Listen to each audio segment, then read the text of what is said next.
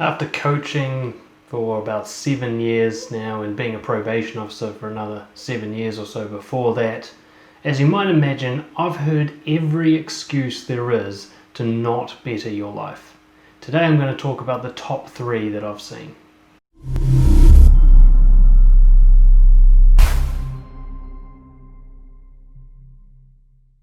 The first one is, I'm too busy. There's an old saying that I heard from Marie Forleo: you have the same number of hours in the day as Beyonce. You could apply that to Elon Musk or anybody else who does an incredible amount of work and has a huge impact in the same amount of hours that you do. Every day, almost, I'm learning a new language, I'm learning how to cook, I'm running a business that takes 6 or 7 hours a day, I'm spending quality time with my wife, hours at a time. I go for long walks and I exercise.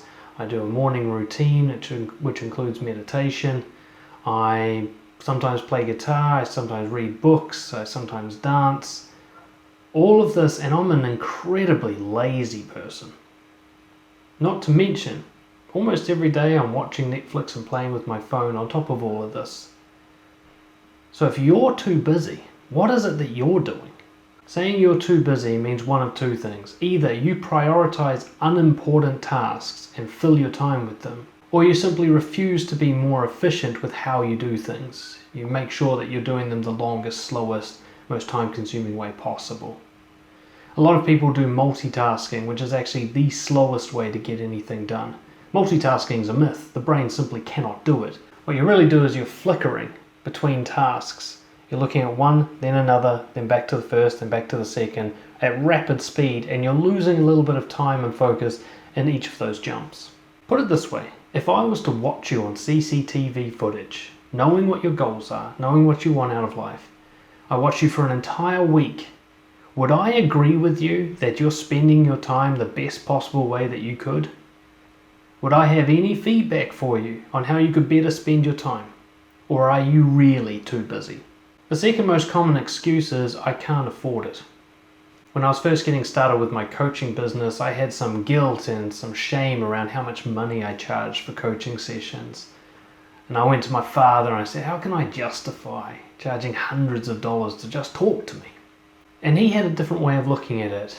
He asked me, how much money do you spend going out to nightclubs when you go out on the weekend? And I was already starting to taper off with this, but I could remember sometimes it was hundreds of dollars. Sometimes I'd spend $100 on a single round of shots. And he asked me, that $100, is that better spent on a round of shots or a coaching session? It clicked for me. There are certain things when you spend money on, they have this cumulative beneficial effect. And there's certain things that you spend money on and they have almost zero benefit and certainly nothing that lasts longer term. And when I looked at how people spend their money, my guilt about what I charge for coaching disappeared.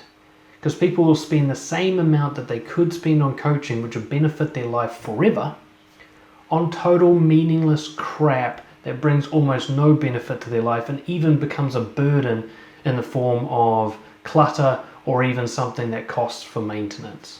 You'll notice when somebody says, I can't afford it, that they don't say, I can't afford it yet. Even though that's equally as true. What they say is, I can't afford it, full stop. I'm not going to look into this anymore. I'm not going to work on this. I refuse to investigate this any further.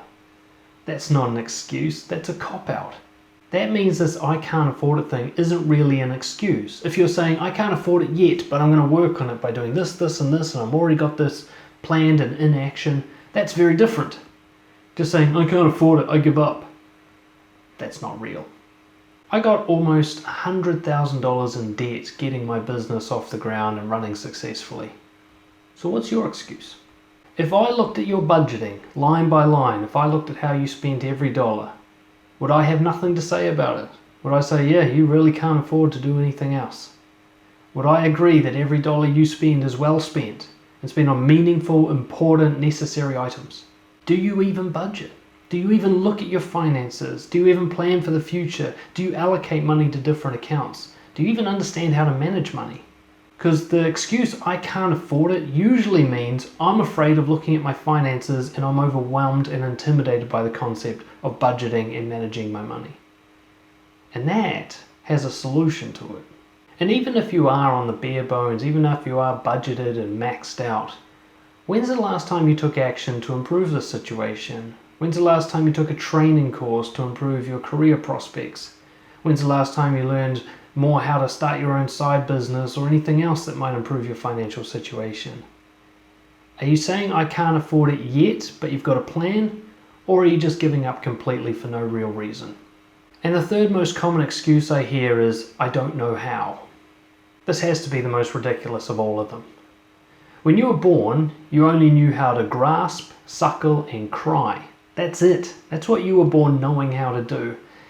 Every single other thing, from tying your shoelaces to talking to driving a car to swallowing food, you've learned.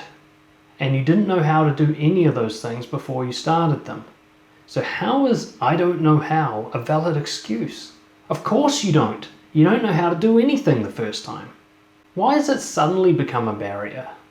I mean, when you're a kid, you learned most of what you're ever going to learn in your entire life. In your first 5 years, you learn about something like 80% of everything you're ever going to learn in your first 5 years.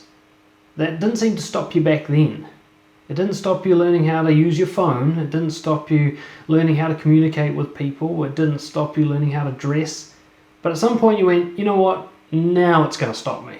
Now it's a valid excuse. Now not knowing how is suddenly this huge barrier. Even though I've spent my whole life overcoming that barrier successfully, now it's a problem. The truth is something much more aligned with people pleasing, isn't it? You just don't want to be uncomfortable. You just don't want people to see you as a beginner. You don't want the frustration of having to figure it out from scratch.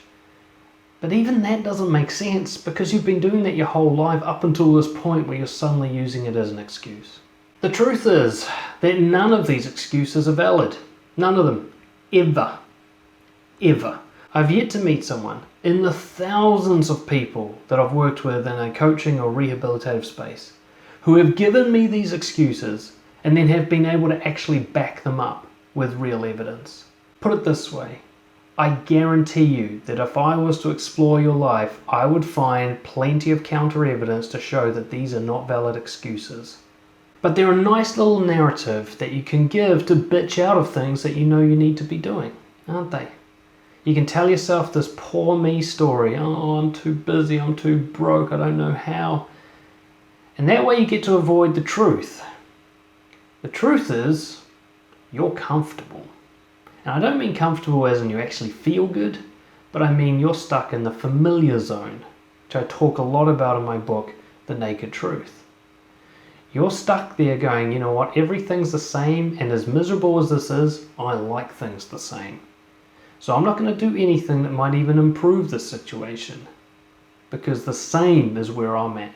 So the next time you feel like saying, I'm too busy, I'm too broke, I can't afford it, stop those words before they leave your mouth and speak the truth. Tell the person, I don't want to because I like to keep things the same even when they're miserable. Once you hear yourself using the actual excuse that's really behind your lack of change behavior and your lack of courage, you'll start to actually hear yourself say it. And once you hear yourself say it, maybe, just maybe, you'll want to change things. Thank you so much for watching. Of course, I appreciate you taking the time to listen to me rant. If you enjoyed this video, please subscribe to the channel, share it around, and come and join the Brojo community. It's totally free, brojo.org, and you can get tons of great resources similar to this one, or even better perhaps. And of course, if you want more personalized one-to-one support, get in touch with me, dan@brojo.org, and I'll help you out. Cheers.